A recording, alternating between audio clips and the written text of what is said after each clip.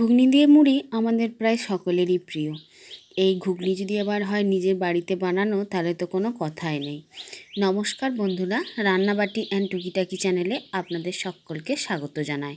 আজ আমরা দেখে নেব সহজেই কিভাবে বাড়িতে ঘুগনি বানিয়ে নেওয়া যায়। সঙ্গে থাকবে ঘুগনি সুস্বাদু করার কিছু স্পেশাল টিপ, তাই রান্নাটা স্কিপ না করে পুরোটা দেখবেন।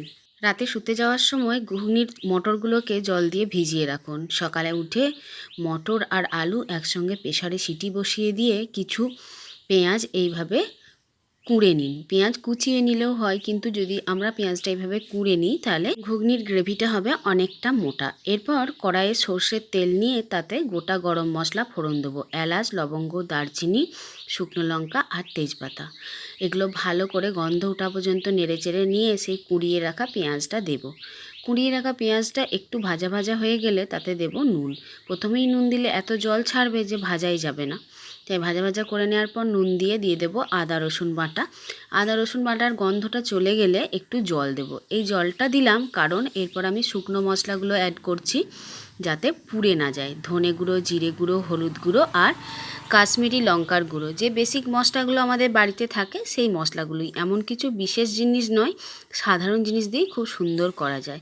এরপর মশলাটা ভালো করে ভাজা হয়ে যখন জলটা শুকিয়ে যাবে আর তেল ছাড়তে শুরু করবে, তখন সেই সেদ্ধ করে রাখা মটর আর আলুটা দিয়ে ভালো করে নাড়িয়ে চাড়িয়ে নেব। মটরটা দেওয়ার আগে কিন্তু মটরের যে জলটা সেটা একটা আলাদা জায়গায় রেখে দেবো। এরপর ভালো করে কষানো হয়ে গেলে ওই যে জলটা আমি রেখে দিয়েছিলাম মটরের, ওই জলটা দিয়ে দেবো আর দেবো কিছুটা গরম করা জল। সব সময় তরকারিতে গরম জল দেওয়া উচিত, তাতে রান্নার কালার ভালো হয়। এরপর হচ্ছে স্পেশাল ট্রিক্স। এই ট্রিক্সটা হলো কিছুটা নারকেল ভালো করে বেটে নিতে হবে মিক্সিতে, তারপরে দিয়ে দিতে হবে হয়ে যাওয়া ঘুগনির উপরে। ঘুগনিটা একদম হয়ে গেলে তখন দিতে হবে, আর দিতে হবে কসুরি মেথি আর ভাজা মশলা। এই ভাজা মশলার রেসিপিটা যদি আপনারা চান তাহলে আমি দিয়ে দিতে পারি। রেডি হয়ে গেছে একদম মজাদার ঘুগনি।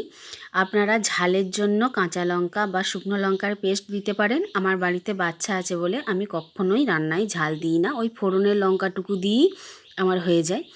এরপর ঘুগনিটা একটা বাটিতে তুলে নিয়ে উপর থেকে কুচি করা পেঁয়াজ, কাঁচা লঙ্কা আর লেবুর রস আর কিছুটা সস দিয়ে সার্ভ করব। আর হ্যাঁ, বিট নুন দিতে ভুলবেন না যেন। সব কিছু দেওয়া হয়ে গেলে ভালো করে মিশিয়ে নিয়ে সার্ভ করে দিন। দেখলেন তো কত সহজে, কত তাড়াতাড়ি বাড়িতে ঘুগনি তৈরি হয়ে গেল। বাজারে কেনা ঘুগনি খেলে শরীর খারাপ হতে কিন্তু বাধ্য। তাই বাড়িতে যদি একটুখানি সময় থাকে হাতে, তাহলে এই ঘুগনিটা বানিয়ে দেখুন। এর টেস্ট কিন্তু বাজারের ঘুগনির থেকে কোনো অংশে কম নয়। আমার রান্না যদি আপনাদের ভালো লেগে থাকে তাহলে আমার চ্যানেলটি সাবস্ক্রাইব করে পাশে থাকবেন। ভালো থাকবেন সবাই। Thank you.